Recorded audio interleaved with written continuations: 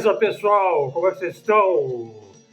Ó, Armandinho, hein? Guitarra baiana e bandolim, hein? Essa glória da música brasileira, né? De qualidade, né? O brasileirinho aí. Vamos lá, pessoal. Social-democratas, né? E poderia se acrescentar aí também fabianos, né? Da escola inglesa, do fabianismo, que é um socialismo disfarçado de capitalismo, quer dizer, o contrário, é o capitalismo disfarçado de socialismo, né? Esquerdistas também, né? Essa doença infantil do comunismo, né? O esquerdismo. Liberais, né? Também são social-democratas, neoliberais, né? O pessoal da Faria Lima e das fintechs, né? Do PCC, né? Veja, eles são socialistas, né? Social-democratas são socialistas nas palavras, né? E imperialistas nas ações. Então veja só, social-democratas são socialistas nas palavras e imperialistas nas ações. Veja, a frase não é minha, é do Vladimir Lenin, é o maior revolucionário aí conhecido da história humana, né? Veja, mas tem muita gente que está apostando no capitalismo, né, nessa maravilha que é o capitalismo, e o socialismo é uma desgraça, é só mentira e tal. Mas a verdade é a seguinte: o Ocidente, né, e a gente sempre aqui discute se o Brasil é um país que pertence ao Ocidente, já que ele é sul global, já que ele é terceiro mundo, já que ele é país em desenvolvimento, BRICS, né? O Ocidente e suas grandes cidades, pense em Chicago, em Denver, Portland, né? Los Angeles, Nova York, né? Tornam-se mais e mais perigosas para o homem comum, né? Tipo o pagador de impostos comum, o afegão médio, né? Por quê? Porque a crescente desigualdade de classes, né? Então você tem as periferias e você tem os bairros bons, né?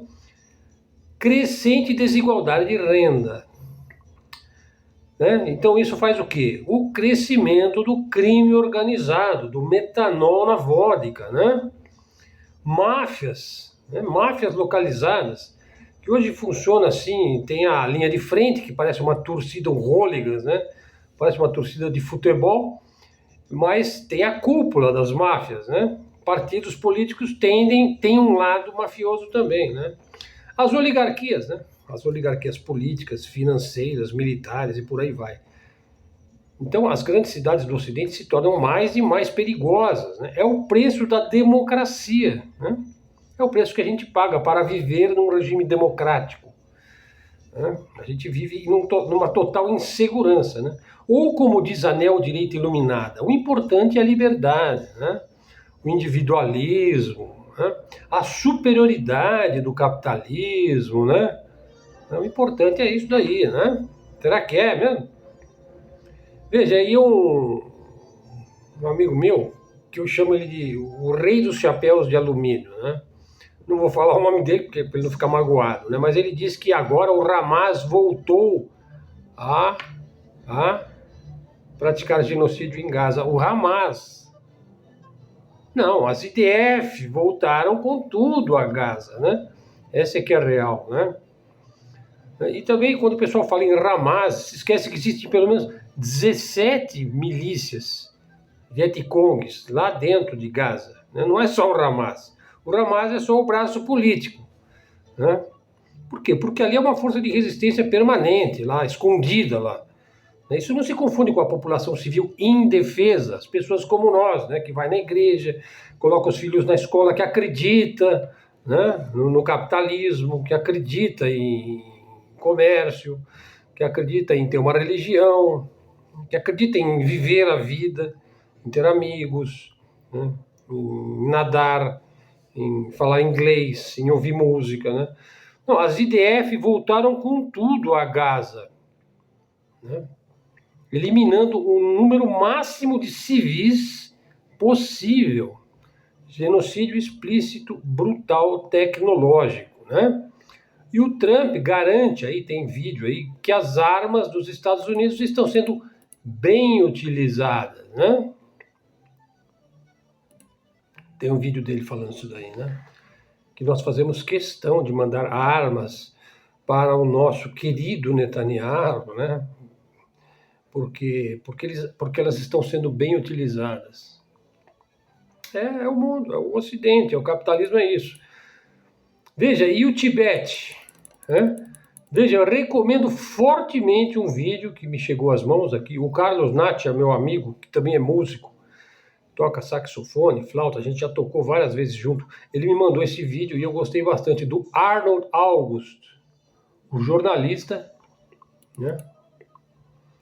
Dando uma entrevista ali para o Jyotish Man. Jyotish é o sistema astrológico védico, né? Mas o nome dele é Jyotish Man, o homem Jyotish, né? A filosofia védica, né? Bom, ele deu uma entrevista aí, o Arnold August, falando sobre as 5 grandes mentiras sobre o Tibete, né? Que provavelmente você e eu também acreditávamos, né? Afinal, eu já disse, todos nós fomos chapéus de alumínio em algum momento, né? Acreditamos na Lava Jato, votamos no cara que está preso aí, no patriarca de uma certa família, né? Bom, veja só, pessoal. Primeiro no Tibete, veja só, vamos desfazer alguns mitos, né? Sem nos estender muito, mas quem quiser informações detalhadas está lá no vídeo, né? Que está no YouTube. Veja, primeiro veio a libertação da servidão, né? Ou seja, aqueles que se beneficiavam da servidão, né, apoiados pelos Estados Unidos, foram à guerra contra a China. Por quê? Porque o Tibete é chinês há milênios, né? Que os chineses estão lá e os tibetanos estavam lá também, né? Em algum momento houve alguma separação, né? Sim, porque são 2 povos, né? Sim, mas a China são mais de 100 povos diferentes, né? Alguns em condição tribal, né? Justamente essa é a grandeza do socialismo, né? Você consegue tirar 800 milhões de pessoas da enxada, literalmente da miséria, né? Com o mais pujante capitalismo, educação e indústria do mundo, né? E você consegue fazer essas pessoas conviverem muito bem, obrigado, né? Só da etnia Han são 54 etnias e mais umas 53 outras etnias, né? Incluindo aí os uigures, né? A Manchúria e uma série de outros povos, incluindo os tibetanos, né? Veja, então aqueles que se beneficiavam da servidão foram à guerra contra os chineses, né? O Dalai Lama, né, um indivíduo chique, né, milionário, né, que vive em banquetes aí passeando pelo Ocidente. Veja, o quinta coluna do Ocidente, vamos falar real, vai. E a China tirou o feudalismo, né? Tirou o tibetano do feudalismo, né? Tirou o feudalismo do tibetano e tirou o tibetano da servidão, um estado de escravidão. O indivíduo era acorrentado até recentemente, né? A grande maioria da população hoje tibetana apoia o governo chinês, essa é que é a real, né? O desenvolvimento é fantástico, a prosperidade, preservação da língua ancestral tibetana, preservação das tradições, preservação da história e da religião. Tudo isso o professor Arnold explica nesse vídeo. O governo chinês tem um grande apreço pela cultura tibetana, essa que é a real. Por quê? Porque o chinês tem um respeito atávico pelo meio ambiente e pelos povos ancestrais. Eles respeitam os antepassados. Os Estados Unidos não, eles preferem matá-los, né? Primeiro eles eliminam o seu alimento, o búfalo, né? E depois eles vão lá diretamente e os matam, né? Porque eles têm armas de fogo, né? Aos milhões, né? Se a China quisesse praticar um genocídio no Tibete, ela seria sionista. Mas a China nunca será sionista, né? Graças a Deus, né? Quem é sionista são os Estados Unidos, né? Então eu recomendo esse vídeo aí do Arnold August, né, para desmentir esses mitos, essas propagandas de Hollywood sobre o Tibete. Sim, teve conflito, teve guerra lá no começo. Por quê? Porque os lamas lá, vivendo no bem bom, né? Não pensa que todo lama é santo, não, hein? Tem lama que é ocidentalizado, que é neoliberal, né? Que é capitalista, que tem ações, que tem Bitcoin, né? Tá entendendo? E a anistia, não se falou mais em anistia, e aí avançou, não avançou, o que aconteceu? Bom, o que eu digo é o seguinte: os inocentes pedem justiça, os culpados pedem anistia, né? Não importa se eles são militares, se eles são civis. Quem está pedindo anistia? Né? Quem quer ser perdoado? Né? E quem quer ser perdoado? Quem é culpado? Veja, é uma lógica básica aí do Mário Ferreira dos Santos. Né? Aliás, eu estou me programando para ler as obras de oratória e de semântica aí. Eu tenho uma vasta coleção aí, mais ou menos uns 10 livros do Mário Ferreira dos Santos, maior filósofo da história do Brasil, pouquíssimo conhecido, eu ainda vou comentar aqui no canal. Veja, voltando aí à faixa de Gaza, né? O governo de Israel se arvora do pretenso direito de ditar como a história há de ser contada. Isso não vai acontecer. Ele acha que ele é o Ministério da Verdade, né? Da obra do George Orwell, lá em 1984. Né? O verdadeiro nome do George Orwell era Eric Arthur Blair, né? Veja, daí esse governo sionista aí cria narrativas, né? Primeiro ele bombardeia lá a faixa de Gaza, destrói tudo, né? Expulsa a população, trucida famílias, igrejas, escolas, hospitais, tudo, né?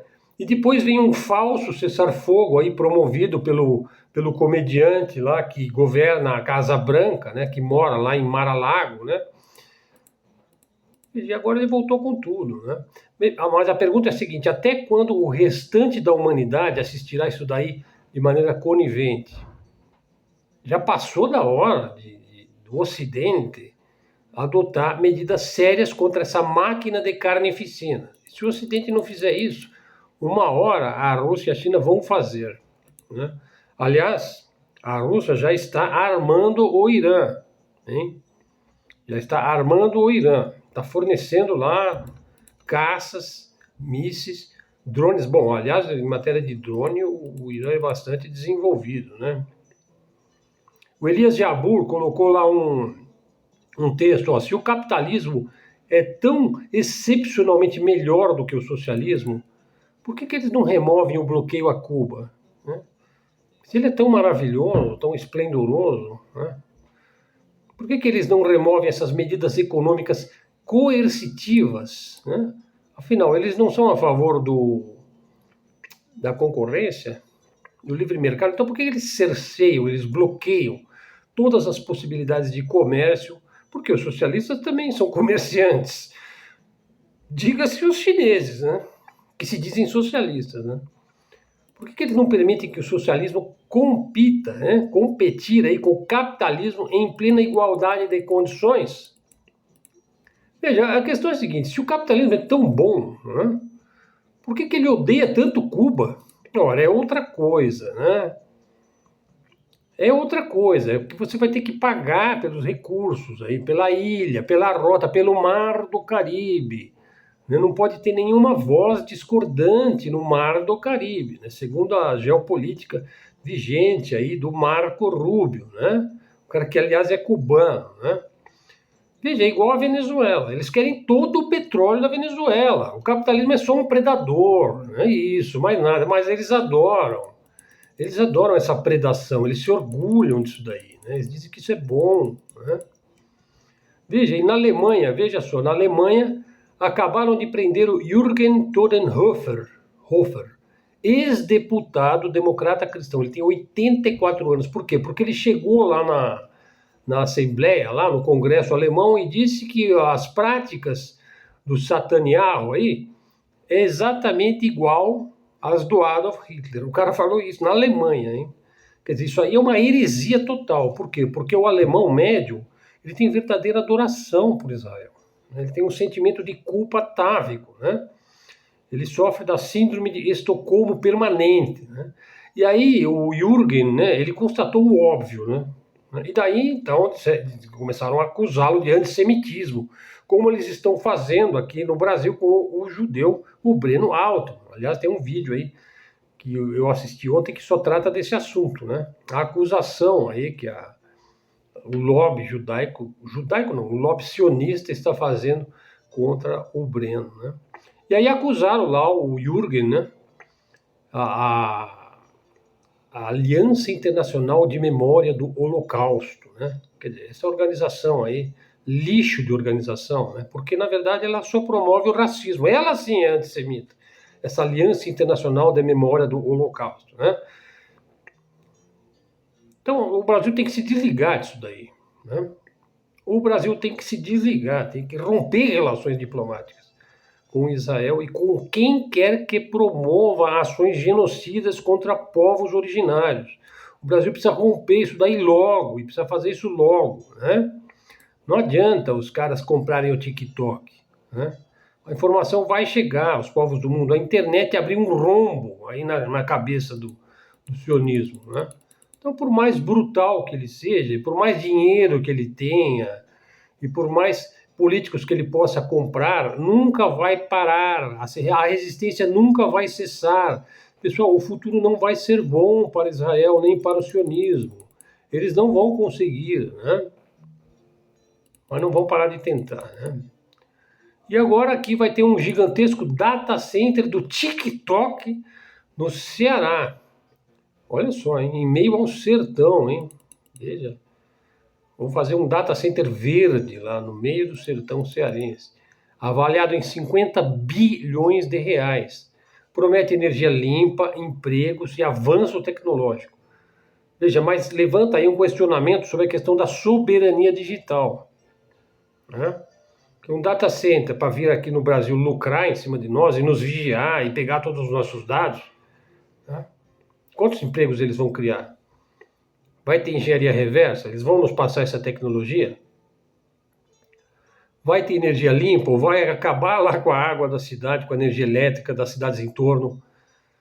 Qual é o impacto ambiental de se fazer um data center? A gente sabe que usa muita energia elétrica e muita água, né? Muitos recursos hídricos. Então o projeto aí expõe o vácuo regulatório do Brasil em relação a esses data centers, né? E reacende o debate sobre o papel do Brasil na nova corrida global por poder e infraestrutura de dados. Veja, eu defendo que o Brasil tem que ter o seu próprio data center e a sua própria internet. É. Sim, você pode estar ligado aí na internet mundial, global, né? Mas você vai ter que ter meios de controlar, né, a sua própria internet. Olha só, uma notícia que chegou aqui, e hoje vão ser notícias esparsas de geopolítica, né? Geoeconomia, geoestratégia. Veja, o Rafael Machado, lá do Nova Resistência, que ele tem artigos aí notáveis às vezes, né? Ele é um estudioso da cultura, da obra do Dugin, de alta filosofia, né? Eu já vi várias vezes ele comentar Heidegger, Júlio Zévola, né? Veja, ele diz o seguinte, que ele acha engraçado quando neotrabalhistas o atacam de russófilo. Veja, eu também sou russófilo. Eu gosto da cultura russa. Já disse aqui, eu li os contos de Tchekov com grande prazer lá na minha juventude, né? E não só, né? Veja, mas vamos lá, vamos voltar. Vai. Ele diz o seguinte, ó. Eles não gostariam de saber, veja só aqui a fofoca, hein? Quando, alguns anos atrás, né, um certo influenciador, conselheiro de um certo presidenciável, já dá para imaginar quem que é, né? Lembra de um indivíduo que nos influenciou a todos, né? Pelo domínio que ele tinha da internet antes de todo mundo, né? Ele já tinha milhares de seguidores aí, já na época do Orkut, hein?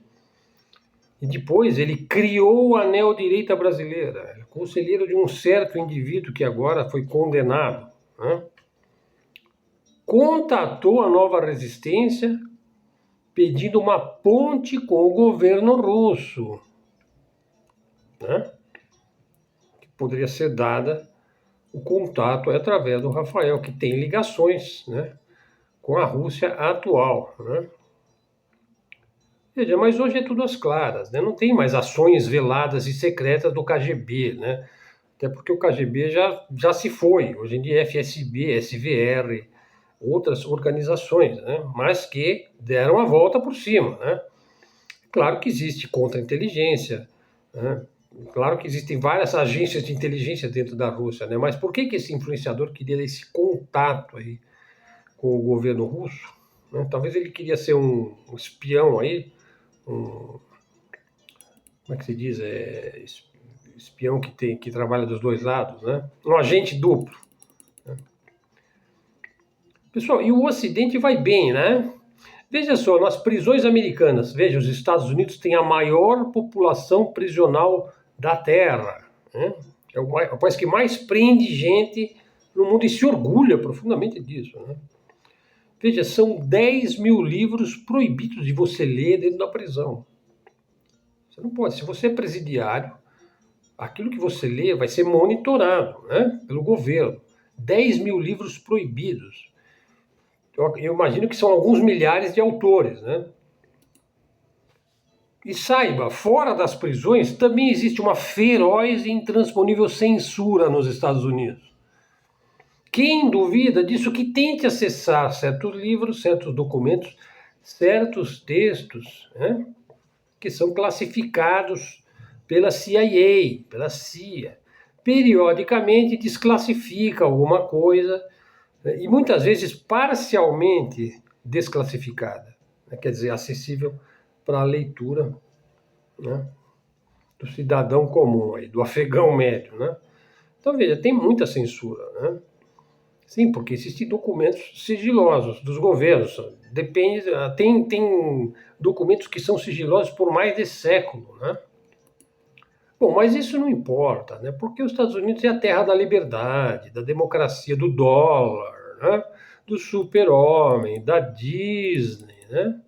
E segue as mesmas doutrinas aí que a Alemanha seguia lá na década de 30, né? Quando eles queimavam livros, né?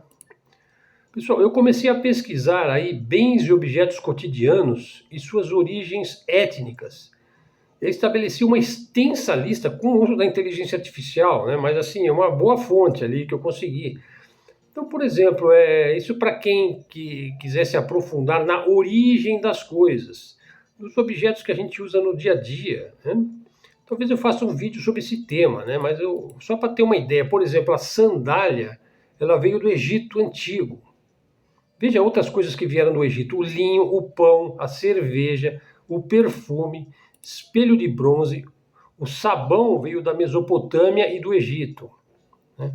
Colar, brinco, pente, bolsa. Quer dizer, os egípcios foram os primeiros povos do mundo a usar essas coisas, né? Agora, se você pensar em instrumentos de percussão, a África dá de 10-0, né? O tambor, o berimbau, né? Veja, povos africanos já usavam rede de pesca, né? Casas de palha, né? De sapê, né? Usavam recipientes como cabaça. O tapete, por exemplo, de fibra natural, surgiu antes que... Claro que isso tem muita... Por exemplo, o tapete persa é muito conhecido, né? Mas os mais antigos estão lá no norte da África. Esculturas em madeira, né? Máscaras tribais, o tamborim vem da África Ocidental, o entalhe em marfim, Egito e Sudão, até porque para você ter o marfim você tem que ter lá o elefante africano, né? E assim uma extensa quantidade de objetos, por exemplo, saindo do âmbito da África, indo para a Ásia, por exemplo, você tem a seda, o papel, a bússola, a pólvora, a porcelana, o chá, a lâmpada de óleo, né? Tudo isso veio da China, né? O vidro era produzido no Egito e na Síria, veja só. A tinta era produzida no Egito e na China. O uso de caderno comum para escrever se popularizou antes do que em qualquer outro lugar na China. Por exemplo, os chineses eles usavam escova de dentes antes do Ocidente existir, né? O guarda-chuva, o leque, o kimono, o tatame. O tatame é mais comum no Japão, né? Kimono também no Japão. A espada samurai, Japão, a armadura, né? A cerâmica era praticada na China e no Japão há milênios atrás, né? O turbante, bom, o turbante veio da Índia, a rena veio da Índia. Os números arábicos, veja só, eles vieram da Índia, os números arábicos, né? Os algarismos, né? Compara os algarismos, né, arábicos de origem indiana, veja só, da Índia, com os algarismos romanos, né? Tente fazer uma conta usando algarismos romanos, né? Aí você já vê a vantagem dessa cultura que acabou sobrepujando as outras culturas, né? O conceito do número zero, por exemplo, o número zero, que é fundamental na matemática, ele veio da Índia, né? Aliás, lá no Vale do Indo, né, que fica entre a Índia e o Paquistão, eles já cultivavam o algodão há alguns milênios atrás, né? O arroz, né? Na Índia tem um tempero chamado curry, tem o sândalo da Índia, né? Incenso, né? E assim, o astrolábio, por exemplo, ele vem do mundo islâmico. Os primeiros hospitais do mundo, assim, com várias especialidades, foram construídos na Pérsia, né? Na Pérsia, atual Irã, né? E assim, pessoal, tem uma extensa lista e eu fiz por continentes. Por exemplo, Europa, veja, Europa. O uso de cadeira, mesa, talher, garfo. Por exemplo, o garfo veio do Império Bizantino, né? Faca, prato, copo de vidro, garrafa, e assim, muitas coisas, né? Na Europa medieval, né? Por exemplo, o lápis, ele se tornou comum na Inglaterra, relógio. A Suíça popularizou o uso do relógio. Os italianos foram, segundo o que se diz, construtora de óculos, né? O piano, né, que eu toco, né, foi uma invenção do Bartolomeu Cristoforo de Pádua, lá na Itália, lá por volta de 1740. O violino também, né? Os grandes luthiers, os Stradivarius, o Guarnerius, né?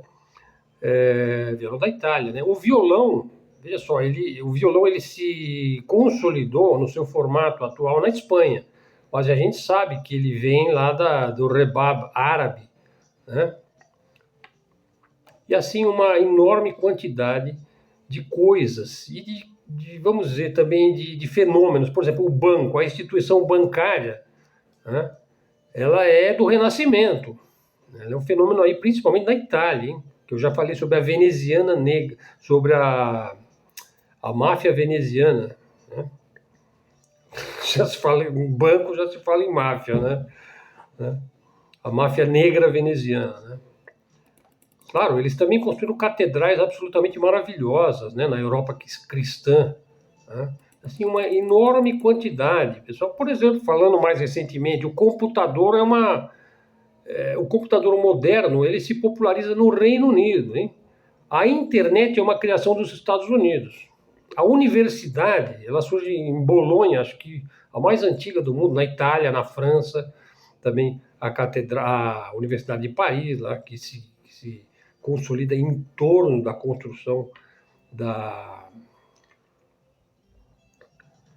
Catedral de Notre Dame, né?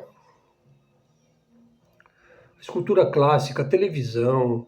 Depois tem as Américas, né? Muitos alimentos, né? E instrumentos musicais, Oceania, enfim, eu tenho uma lista enorme aí, de mais de 300 itens, né? Começou com uma pesquisa básica, né, sobre agricultura. Por exemplo, a roda é uma invenção sumeriana lá da Mesopotâmia. A escrita, ela veio dos sumérios e depois ela foi fixada pelos fenícios, né? O alfabeto, principalmente. A metalurgia, por exemplo, já era praticada na Mesopotâmia, no Antigo Egito. O papel é uma conquista da dinastia Han, que é a principal dinastia que existe é o principal povo, vamos dizer assim, etnia da China são os Hans, né? E assim vai, pessoal, a astronomia, a bússola, o calendário, a matemática, técnicas de navegação, o aço, né? Por exemplo, o aço de Damasco, a capital lá da Síria, né? Técnicas de agricultura em encostas, por exemplo, a arquitetura de terraço, como se diz, era praticada pelos Incas, né? Aqui na América do Sul. A própria medicina tradicional, por exemplo, a cirurgia plástica, era praticada na Índia há 600 a.C., né? A tecelagem avançada, por exemplo, a indústria têxtil, só que era manufatura, né? Não era ainda a indústria, não era ainda a Revolução Industrial. Sistema de esgotos urbanos existiram lá na Índia há quase 3.000 anos antes de Cristo, né? E assim vai, pessoal. enfim, seria muito extenso, né? Nos estender sobre esse tema. Mas veja, a China desenvolveu a impressão, né, que a gente considera como sendo Gutenberg, né, o alemão, ainda no século XV, né? Mas a China desenvolveu a impressão com blocos de madeira por volta do século VII, na dinastia Tang, né? E a impressão com tipos móveis lá no século XI, né? Quer dizer, muito antes da imprensa de Gutenberg, que é no século XV. Aliás, coisas que a gente toma como consolidadas, por exemplo, a máquina a vapor. Uma máquina a vapor existiu no século I, no Egito, né? Inclusive, se usava essa máquina para demonstrações mecânicas. Inclusive, isso aí lá na Biblioteca de Alexandria, né? O Aeolipile, uma máquina de Herón de Alexandria, né? Bom, pessoal, então por aí vai. Isso aí só para vocês terem aí uma ideia da onde vai a curiosidade, né, humana. Bom, é isso aí. Canal Luz no Fim do Túnel. Vamos ficando por aqui. Nosso vídeo de hoje. Temas gerais de geopolítica, geoeconomia e geoestratégia, política internacional, geografia, história, costumes, artes, cultura geral, cultura específica, cultura regional. Eu ainda quero fazer um vídeo sobre a cultura regional brasileira, enfocando por regiões, que eu acho que é um tema muito importante. Por aí vai, pessoal. Então, você chegando até aqui, dá um like aí no nosso vídeo, faz um comentário, verifique se você está seguindo o canal. Se não tiver, já segue, traz um seguidor para o canal, nos dê esta força. Ok, pessoal? Canal de livre expressão, livre comunicação, canal da mídia alternativa, da mídia independente, que é a que realmente importa. Então vamos em frente, pessoal. Helder Araújo aqui, foi seu interlocutor, e me despeço aí agradecido pela sua atenção e desejo a todos aí um excelente dia. Até a próxima e fiquem com Deus.